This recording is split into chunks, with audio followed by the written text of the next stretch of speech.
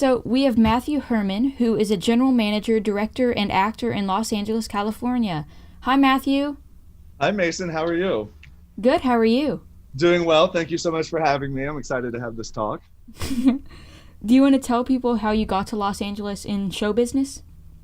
Yeah, I can give you the nutshell about it. I was a senior at the Savannah College of Art and Design down in Savannah, Georgia, and I had auditioned for a movie that was being cast by Mally Finn, who did 8 Mile and Titanic and the Matrix trilogies and all that stuff as well.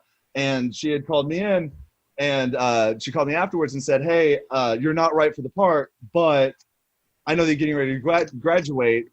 If you move out to Los Angeles, I would hire you. I would love to hire you and work with you." And so I said, "Well, okay. I'm still trying to get it figured out because I was modeling at the time, and I was friends with Andre Leontali and Jay Alexander from America's Next Top Model. Andre was from Vogue, I think it was Vogue, but they were trying to get me to move to New York to be. Oh, I totally blanked on her face. She's Naomi Campbell's personal assistant. And so I was decided where I had a job in Los Angeles, or I had a job in New York, and then I ran into Michelle Phillips of the Mamas and Papas because we have a mutual friend of Dick Cavett, which I met through Rosie O'Donnell. Anyways, that's a whole different story. But I look like Michelle Phillips' son, and she said, "Oh, I thought you were my son. Come and hang out with me." And so we spent the whole week together. And at the end of the week, she said, "Well, when you decide where to go, if you want to move out to California, I can be your California mama." And she was of the band Mamas and Papas. So I moved out to Los Angeles and stayed with her for a bit. And then took the job at Mally Finn and was working with her in casting. And from there, I went to another casting office and did Charlotte's Web. And then I worked on the pilot for CSI New York, and was spending a lot of time in that aspect. And then I got into publicity because I wanted a little more freedom to audition. And I worked on several independent films for a long time and a couple of years. And then I missed performing. So I got back into that and auditioned for stuff and was not getting the roles of the stories that I wanted to tell. So I got into producing. I went to school and got that. And general management and producing are very similar. And so they're different in their ways, but and theater, there's similarities. So I got into that business and was decided to take the opportunities I had, but then also make my own opportunities. So that's that. You mentioned Rosie O'Donnell. Yeah, Is she amazing? I didn't get a chance to meet her. It was when Rocky Horror. When Rocky Horror went back on Broadway. Dick Cavett was the criminologist, and he had done an interview on the Rosie O'Donnell show, and he left his shoes. And so Rosie decided to put the shoes up for auction for a charity. And so my mom and my sister actually won them for me for my birthday. And the prize was to fly to New York, go see the show, meet Dick Cavett, and then go on the Rosie O'Donnell show and talk about it. However, I was cast in in a production of Reefer Madness the musical that was going to Scotland. So I told I couldn't go when they were filming the Rosie O'Donnell show. So after I did the run in Scotland and flew back to the States, then I went up to New York and met them, but they weren't filming at the time. But I met Dick Cavett and all that cast and everybody else. It was a great time. So I didn't ever got a chance to actually meet her, but I made friends with Dick Cavett, and that kind of changed the whole world. So there you go. Um, so when you're moving, like getting jobs from New York and then you move to Los Angeles, Mhm. is that harder when you're in a small town? Do you think it would have been easier if you were in a bigger town to move to those places? Just to get into No, the business? no. I mean, the thing is that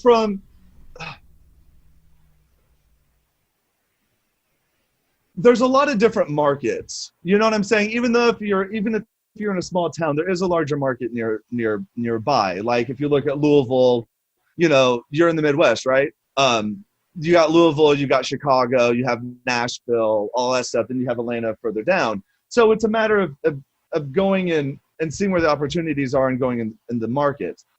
moving out to Los Angeles, people were concerned because it was such a big city, and quite frankly, I knew like one person. But the thing is that from going to different locations, people are people, and the majority of time, people normally live within a 5 mile radius. So like they'll go to this grocery store. You're not going all the way over, so it makes a big city short. It makes it a little bit smaller. Like for example, I grew up in I grew up down in Mount Vernon, but mainly Evansville. And if you look at Evansville, it's divided in so many different parts of town. Like you have the east side, west side, north side, south, but then within they have, like Haney's Corner or the Lamasco area or West Franklin and that stuff. And a lot of it is just community, so they have opportunities in that stuff, but it's not a situation, it's there's nice people wherever you go. There's mean people wherever you go. So it's just a matter of checking it out. It was a little bit daunting because stuff is bigger and it takes more time. And I appreciate the times when I come back to Evansville. But, because it's a nice change of pace and that stuff as well. But I mean, it can be the same. Problems exist everywhere. If that answers your question, I don't know. Do you remember how many shows you did as a kid in Evansville area? Yes. Well, I did my first professional show at was Young Abe, was Lincoln Amphitheater. I did that when I was 12 years old, and I did that for 6 years. And there was around 54 performances, I think, a summer, because it was in rep with the sideshow. And so I'd want to say, so there's over 300 performances of one production. And then with the school, doing the shows at the school, and also I did quite a few shows with the University of Southern Indiana, and I did quite a few shows with Evansville Philharmonic as well. So I would say probably when I graduated, it was probably about like 6 or 8 outside of high school. It was interesting because my senior year, I was going to school in Mount Vernon, and then I would have to drive to Wrights High School to catch the bus to go down to the signature school. And then we had our own shows that we were doing that as well. So, because that school had just opened. So, yeah. But I think now I've done, show-wise acting in has been over 100. And directing-wise, I've done about 45. And shows that I've singly produced, I've really started producing in the back, it's about like 10 or 12. I don't know. I have to look at them. What do you specifically do as a general manager, specifically at the Montalban? Well, I handle, like when I'm working at the Montalban, it's me. I'm producing, I'm working with them as well. But what general manager does is that you have the producer, I want to do the show, let me raise the money, put all this stuff together. The general manager handles the business side of it. It's the aspect. So it works out the deals with all the designers. It works out the deals with the equity, executes all that, handles payroll, assumes rehearsal space, gets that booked out, deals with the theater, oversees everything. And then you have like the producer, then you have the general manager, and then you have like the designers. It's the go-between, it's the link between that and the money. Because when they're raising money, that's a job all on its own. So people hire me that stuff as well. But when I produce my shows, I handle it all myself because it's just a small operation and I can handle it. So How often, when there's not a pandemic, do you get shows like that you're working on? Normally I have the shows that I'm doing, and then I get hired. Other companies will hire me on to handle and run their shows. So, like, for example, from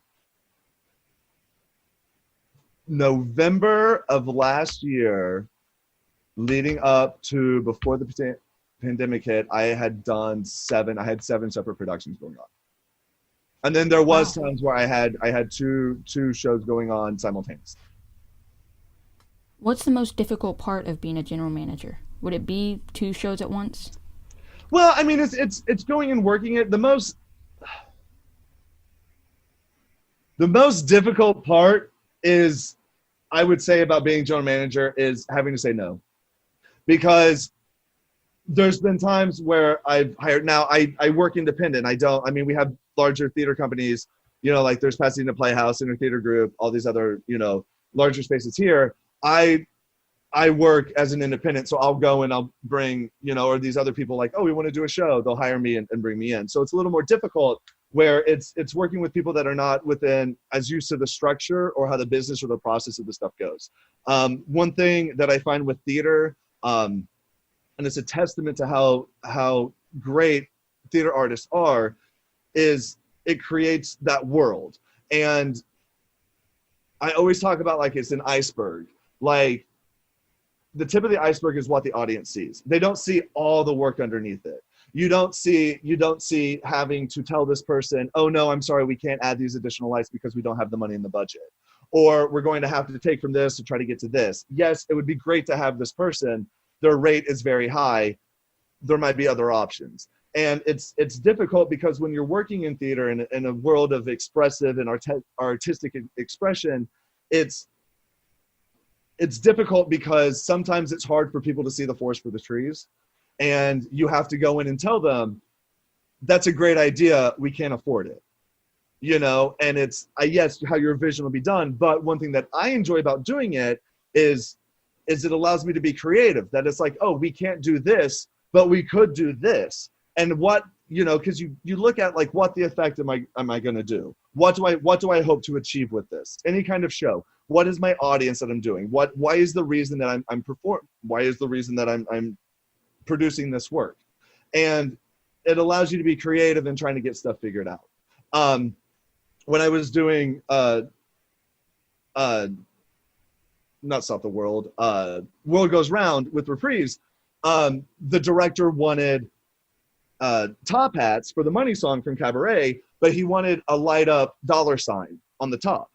Now, we didn't have the money in the budget to go and pay some company to fabricate this. So like I went out to Universal Studios. I took the train over to Universal Studios and they had those programmable, I don't know if they had those light up shirts, like you could have an image. So I was going to see if there was something there that we could cut and try to replace it, or what we need to do. And they were talking about trying to make a light box, or how do we create this effect? And what I ended up doing was I went out to an electronics store and I bought LED lights. I drilled holes like a pumpkin. I carved the money sign on the top of the hats and then built a false bottom and put a battery pack, learned how to solder. Thank God I have great friends that are very knowledgeable, that were able to solder and get that effect together. But it's like, yeah, we didn't have the money to do it, but we were still able to present the same effect. And it actually worked a little bit better because it gave us more options to customize color and make rhythm and that stuff going in. But it's that, oh, we'll hang Christmas lights. Well, where do the Christmas lights plug into? That's what the general manager's job is to find the outlets and to make sure the power is turned on. And also, and also deal with a lot of people, because a lot of times any kind of high stress, trying to put these shows up is a very high stress situation. When you're working with people that are very passionate about it, a lot of times tempers flare. And a lot of times I've been on shows where the majority of my day is spent with just the line out my office, wanting to complain, or this isn't happening and this stuff as well. So you have to deal with a lot of frustration, and it gets you a thick skin. I've been yelled at by some of the best people in the world, not because I did anything wrong, simply because they needed somebody to yell at. So it's that. It's like I always kind of view it as like a Swiss Army knife.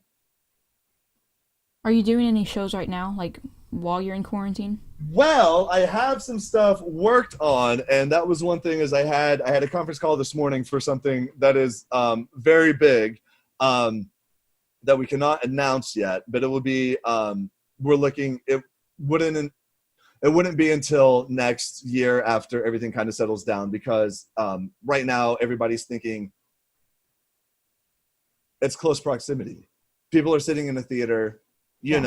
How close are you going to have to if you have to restructure? They're talking about Broadway houses removing rows of seats, but that still doesn't have, it's people on the side and in front. And Broadway houses, I mean, that's why I got involved in theater and being on stage, because I can't fit in the audience. I'm 6'4". So they're talking about figuring that stuff out. So we do have a show that we had that was working on that was slated for February that we're still moving forward with, which is it has the potential of being something very big.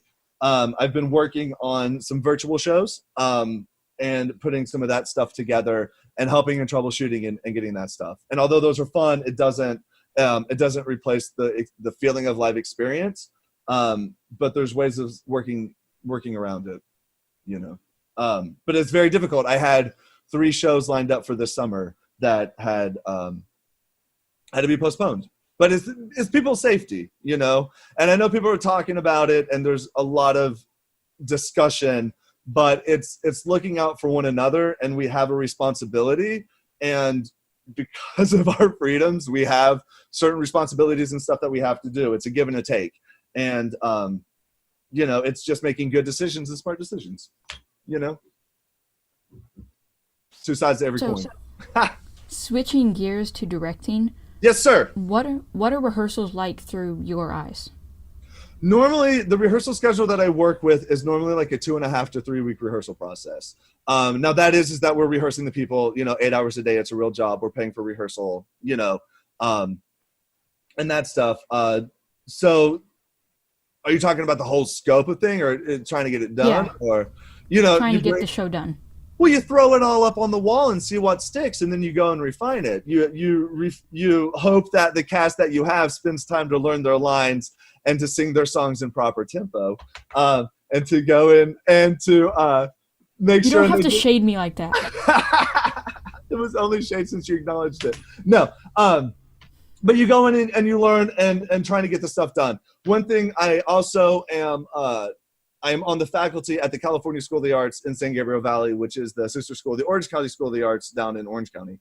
But when I tell the kids and the students that I teach there, I say the director has so much. They're thinking of working with the designers, getting the thing, crafting it, sculpting it. They cast you because there was something that they saw in you to be able to do that role. So it's make choices. One thing that is very difficult is a lot of times actors will be like, you know, and then young actors will be like, well, tell me what you want. I'll do it. Tell me what you want. And it's difficult because then you're trying to perform in the way of what you want them to give you. And it's easier as director, you know, as a director to be like, let me see some choices and some options. You don't have to beat yourself up. I also see a lot of times there's a habit where someone will get they'll get cast. Well, I got cast. I don't have to do any more work, and I don't have to, you know, like I've already got the role. I've already proved myself. Well, that's where the work starts, and that's where it comes in.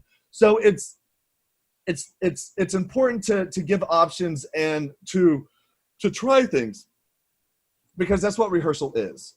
You know, it's not the performance. And I understand a lot of people get in their heads and they say, oh, I have to be perfect right off the bat. No. You know, you go and you make a mess of stuff. You walk through it. You don't run through the problems. You walk through it so you learn from it, and you learn something from it. That's what rehearsal is running and getting the stuff. Now, it is very important. Like when I was doing Women Behind Bars, which just went up. On the first day of rehearsal, we had a 2-week rehearsal process, and then we opened. The first day of rehearsal, the cast showed up off book. They were already memorized, and they already had the stuff. They already had the stuff down, and they were ready to go. And because then it gives a chance to play, and it gives it try stuff. Because even when you're having rehearsal, I'm sure you always have the rehearsal where like it's kind of a goof off rehearsal, or it's just that chance to have fun with it. Because we're performing as actors, you spend so much time working and thinking about it and getting in your head. And it's good to do that work. But the thing is that performance, the audience never wants to see you work. You know, the audience wants to watch and see that. They want to see the result of it, but they don't want to see you struggling. You know, it's not like, oh, look how much I'm doing. You know, it's like, we're not asking. It's the same thing as when you're performing, you're like, what am I doing with my hands? Well, if you're thinking about what your hands are doing, you're not focused on the song and the message that you're saying. You're not telling the story, you know. It's the body will follow what the mind is doing, and the same thing as the body. You know, it's the whole Stanislavski versus Meisner, the internal versus external of acting. But when I'm directing a show is I want to create a good environment, because as a director and as a producer and general manager and all that stuff, I want everybody to be happy, because better stuff is accomplished when everybody is happy and in a good mood. If you're in a time where everybody shows up and everybody's cranky, and I know it, we all have problems. You could have been getting out of the car and accidentally stubbed your toe, and now you got to dance, you got to do this whole routine and learn how to do this. When you go in to do it, you leave that stuff outside, because here's a chance that we can create something. And that's the one good thing about theater, is that it creates an environment and it creates an experience. And the thing is that live theater is one of the only places that's left where you can have people of different backgrounds, different knowledge, different beliefs, all come together in one room, and they say, we're going to sit in a windowless room in the dark and pretend, Everybody's in agreement. You may not agree with my issue on this. I may not agree with your issue on that. But at this moment, for these next 2 hours, we're going to watch that show and we're going to pretend, and the people, and that's why it's so important to support live theater, because on the audience, when you're on stage, if you have an audience that's not invested or not stuff, then it starts messing with you. But if you have a show that's cooking, that the audience is with you, the actors are going, everything's going on, it's fun. And it's a different night. It's a different performance every night. It's never perfection. If it wants to be perfect, it would be film, where someone has complete control and this is what the audience sees and that stuff. But live theater brings those people together, and it gives you something to talk about. If it's a good show, you're going to tell people how great it is. If it's crap, you're going to go to them and be like, oh my gosh, girl, let me tell you what I saw. You know what I'm saying? And it gives that communication, and it creates that communication. And then those stories are told, to other people. And then those people come and check it out. And it's that shared experience. It's one of those things that it's not like, oh, I watched this on TV. Oh, I watch it as well. When you're sitting at home, you're watching it together. And that's one thing that I'm looking forward to this pandemic going in. And of course it's being safe, and keeping distance and that stuff. But I hope that there's a restored sense of community. And I hope that there is a chance that people are like, oh, maybe my problems that I thought were problems really weren't problems. You know what I'm saying? I hope that as a society, we can evolve and get along a little bit more. And it's going to be tough. You got to get through it you're going to go through it to get through it. But it's that stuff. So that's what I look for when I'm directing, is to create a good environment and have something fun. And even though if it's a dramatic, and even though it's, very there, it is good to have that laughter in it. It's that, because we're all working together and we all appreciate one another, because we all have individual gifts. I can't do stuff that my actors can do. My actors can't, see the things or have the ideas that I have. We're all individual people, but we when our forces combine, we create greatness. Does that make sense? Yeah. It was long-winded. I apologize. What's the most difficult part of directing a show? Do you want to know what the most difficult part is? When your actors don't know their songs and can't sing it on tempo and sing the right lyrics? No. What the most difficult part is it's that first day of rehearsal, and it's that moment right before the curtain goes up. Because it's the thing is that the actors get the applause. the directors get the blame. Yeah. And it's one of those situations where the audience doesn't know. It's the same thing as, being a writer. It's difficult to make sure there's doubt. You have that responsibility that all of a sudden it's like, I'm going to tell this story, how am I going to tell this story? What do I hope to get out of the story? Will the people understand it? Will the people get it? Do we have the funds able to see what it is? I mean, it's coming back and making that connection and telling that story. And if you have that, I learned from a very early age that if you have that connection, all the other stuff, although it helps support the story is what's most important. If it's all the fluff and all that stuff, all that ancillary stuff can just be pushed away if the core there and what's being done. Because, I've seen performances in a theater the size of my living room, and I've seen wonderful performances on huge stages.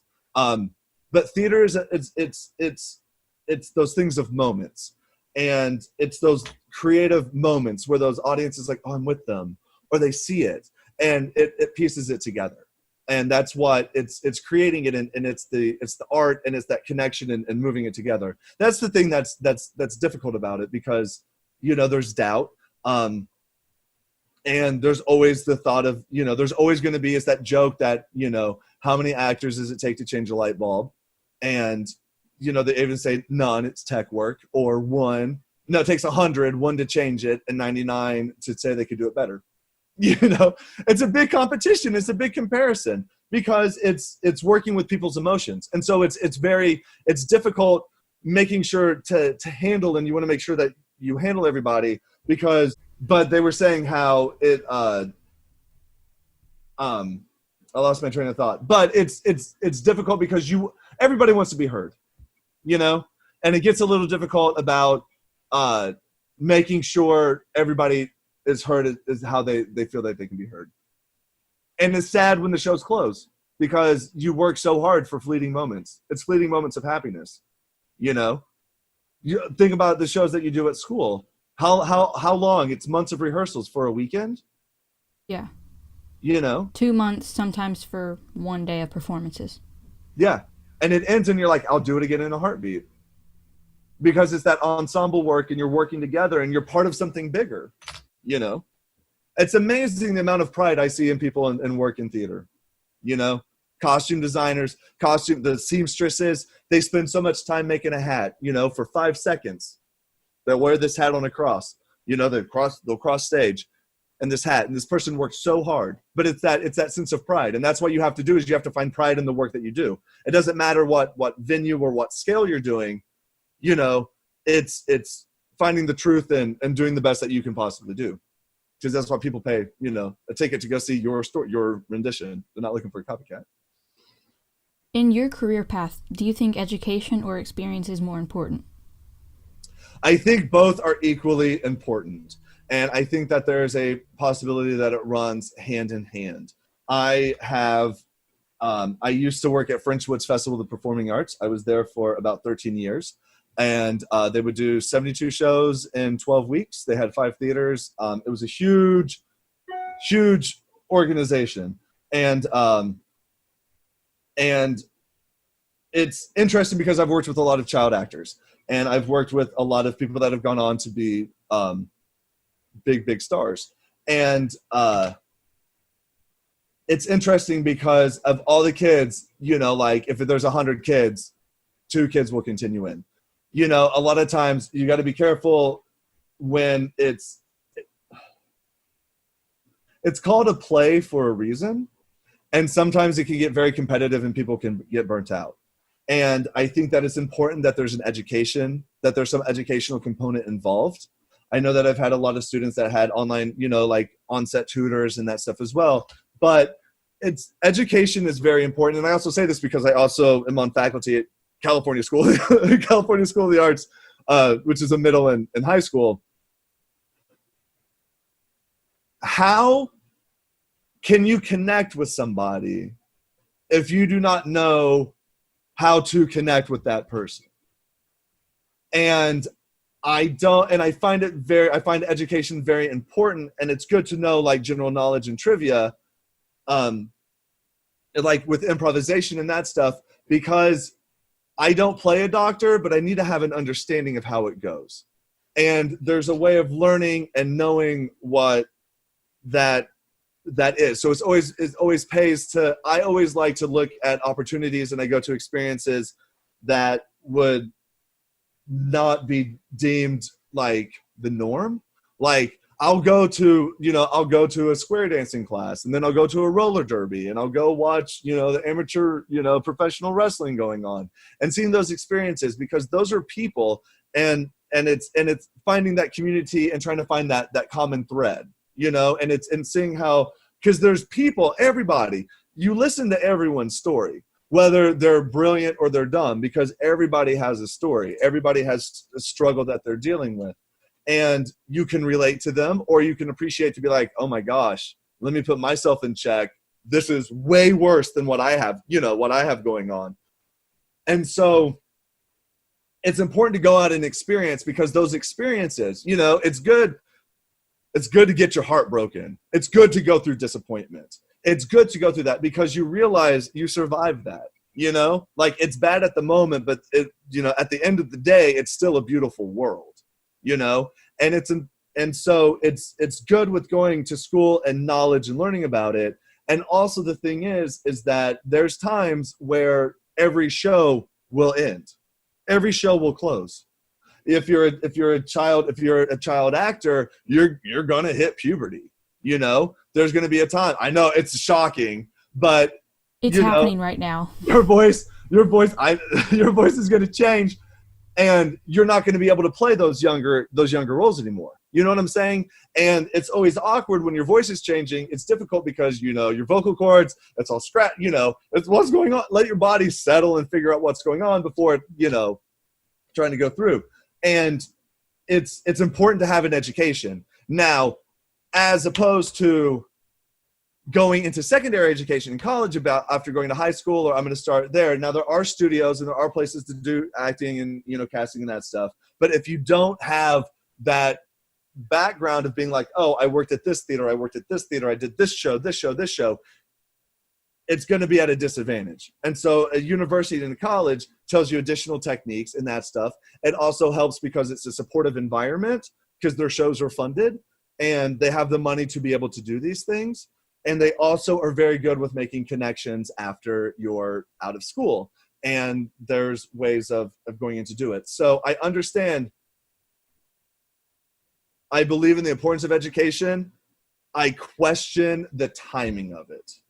You know what I'm saying? If it's like, oh, I'm going to go on national tour. Oh my gosh, I just graduated high school. I did this open call. They want me for this show. I'm going to go on tour of it. You can go on tour ends, you can go back to school, you know? And I know a lot of actors that I know and that I respect have gone back to school and get that, because it is a sense, I mean, at the end of the day, it's an improvement of yourself.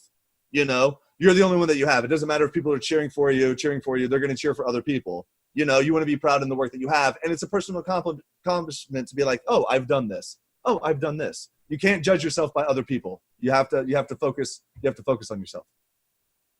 Last thing I want to know is, what are you doing during quarantine? Um, not cleaning and not doing my laundry. No. uh, what I am doing during quarantine is the school year was still going on, so I was very fortunate that I was turning these shows that had been postponed. We had adapted them for virtual. We did those virtual, so I learned how to edit and go through Premiere and use that editing software, and that's kept me busy. And it's been very nice, and I appreciate it, because and I would teach 4 days a week. And it's good to see those. It was good to see the kids and my students. And it's funny because I live by myself, and it gets lonely sometimes, you know. But it was like, oh, I was excited for school and that stuff to see. So I was continuing my classes, and they're going into the last week. And then I had to edit and turn the stage shows into a virtual component. So I've been working on that. I've been developing some other projects. I've spent some time going through and being able to rephase and replay in some things. And I attempt to start cleaning, but end up making a bigger mess. So, and I've been trying, I haven't made bread. I did Neither make have I. biscuits. I don't know where that started. Oh, biscuits are nice. That's fine. Yeah. I realized what you can do is, because you're supposed to, I don't have a food processor. So what I did was I froze the butter, and then I used a cheese grater to get it into small pieces, and it worked fantastic.